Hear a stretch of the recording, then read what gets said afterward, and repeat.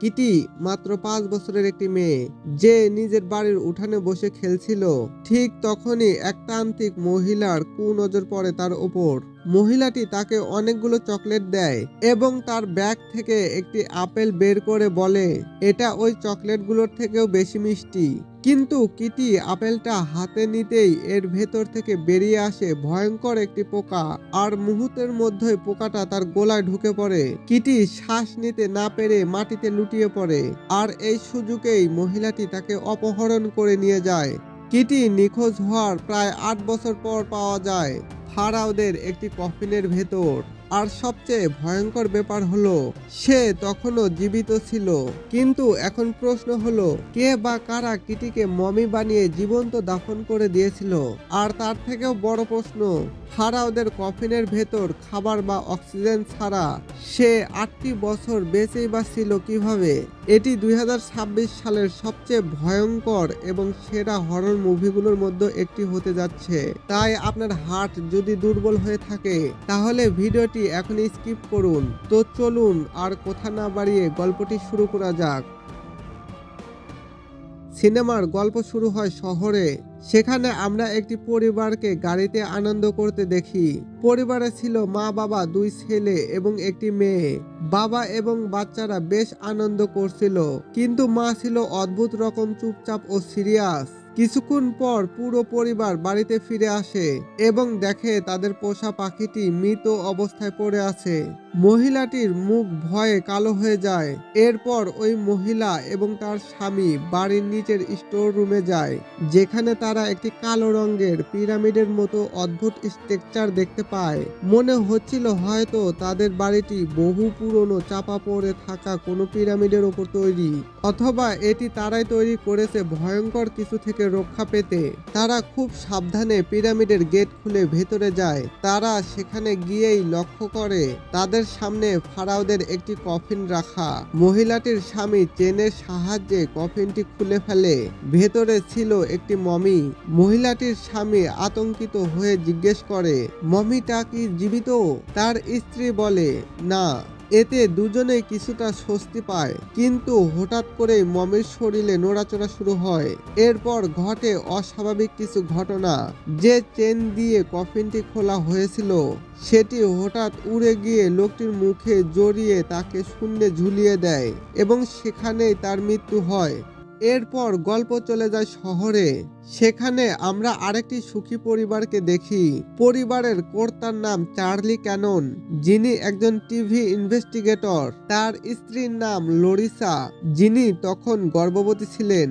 তাদের আগে থেকেই 2টা সন্তান ছিল, কেটি এবং সেবেস্টিয়ান। চার্লি ও কেটিকে আমরা মাঝে মাঝে মস্কোতে যোগাযোগ করতে দেখি। একদিন লরিসা একটি কাজে বাহিরে ছিল এবং চার্লি বাচ্চাদের দেখাশোনা করছিল। কেটি তার বাড়ির গার্ডেনে খেলতে যায়। সেখানে কাঁটাতারের বেড়ার পাশে এক অচেনা মহিলা তার সাথে কথা বলা শুরু করে। দর্শকরা বুঝতে পারে এটা সেই মহিলা যাকে সিনেমার শুরুতে দেখা গিয়েছিল, যে নিজেকে একজন ম্যাজিশিয়ান বলে পরিচয় দেয়। সে কেটিকে কিছু ছোটখাটো ম্যাজিক দেখায় এবং চকলেট দেয়। কথাবার্তা থেকে বোঝা যায় কেটি ওই মহিলার মেয়ে লালার বন্ধু। এক পর্যায়ে ম্যাজিশিয়ান কেটিকে একটি আপেল দেয় এবং বলে এটি চকলেটের থেকেও মিষ্টি। কিন্তু কেটি আপেলটি নেওয়ার সাথে সাথে এর ভেতর থেকে একটি পোকা বেরিয়ে আসে এবং সেটা তৎক্ষণাৎ তার মুখের ভেতর ঢুকে যায়। কেটি দম বন্ধ হয়ে কাশতে থাকে এবং মাটিতে লুটিয়ে পড়ে।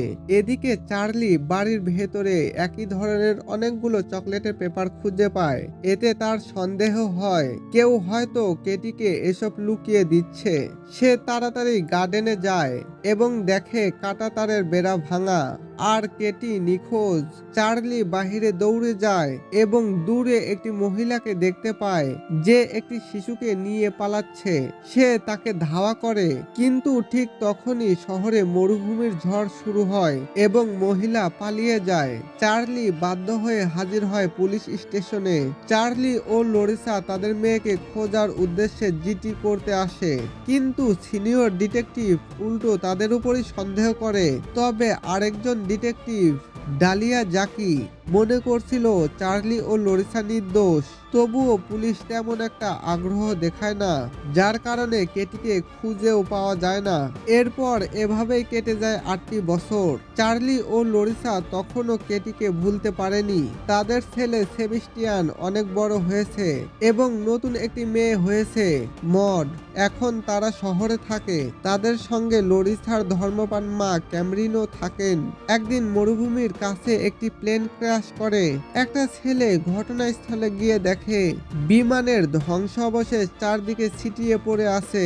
আর একটু সামনে যেতেই সে 2টা পাইলটের মৃতদেহ দেখতে পায়। পাইলটের ভয়ঙ্কর মৃত্যু দেখে ভয়ে পালাতে লাগে, কিন্তু হঠাৎ করেই গাছের সাথে পা বেঁধে নিচে পড়ে যায়। আর সেখানে দেখতে পায় একটি কফিন। সেখান থেকে কফিনটি উদ্ধার করা হয় এবং সেটাকে পাঠিয়ে দেওয়া হয় 2 প্রত্নতত্ত্ববিদের কাছে। কফিনটি ল্যাবে নিয়ে খোলা হয়। তারা দেখে ভেতরে একটি শিশুর মমি। পরীক্ষার জন্য তারা মমির গায়ের ব্যান্ডেজ সরাতে লাগে, কিন্তু হঠাৎ মমির শিশুটি জীবিত হয়ে ওঠে। আর সেই শিশুটি আর কেউ নয়, 8 বছর আগে হারিয়ে যাওয়া কেটি। তারপর কেটির বাবা মাকে জানানো হলে তাদের হারানো মেয়েকে দেখার আনন্দে আত্মহারা হয়ে পড়ে। এদিকে কেটির শরীর তখন ভয়ঙ্কর অবস্থায় ছিল।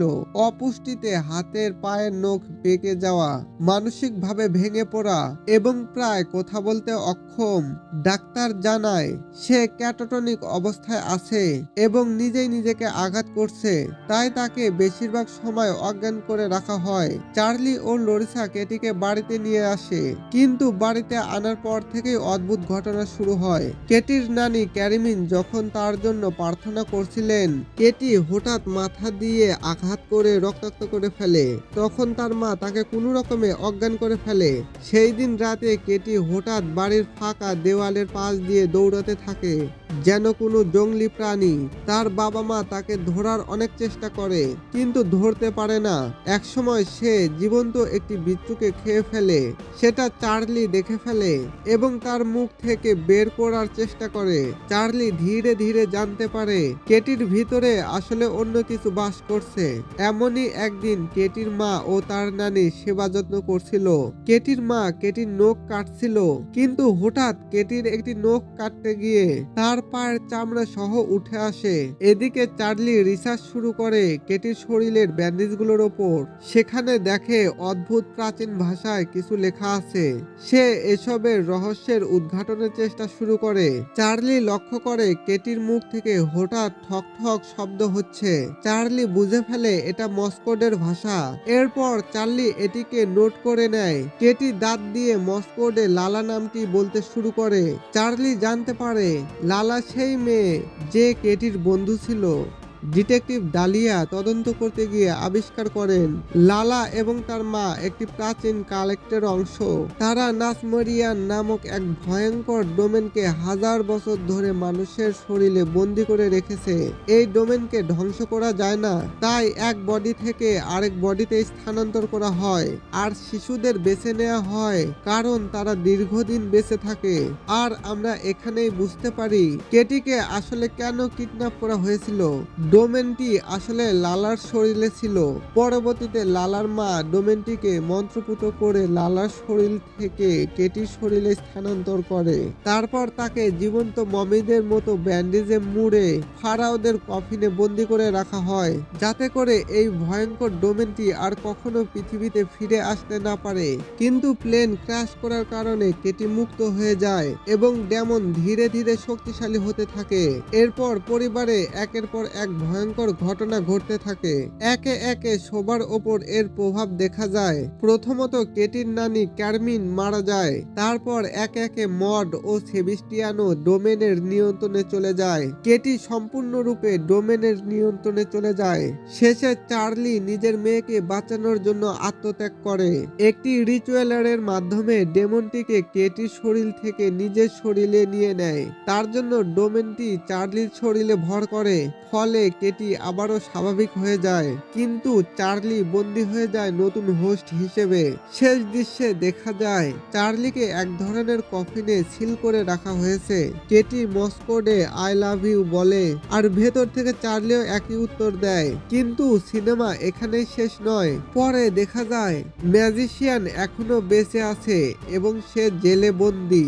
লরিসা ও ডালিয়া সিদ্ধান্ত নেয় তারা ডেমনটিকে চার্লির শরীর থেকে বের করে ম্যাজিশিয়ানের শরীরে স্থানান্তর করবে। এরপর মন্ত্র পড়া শুরু করে।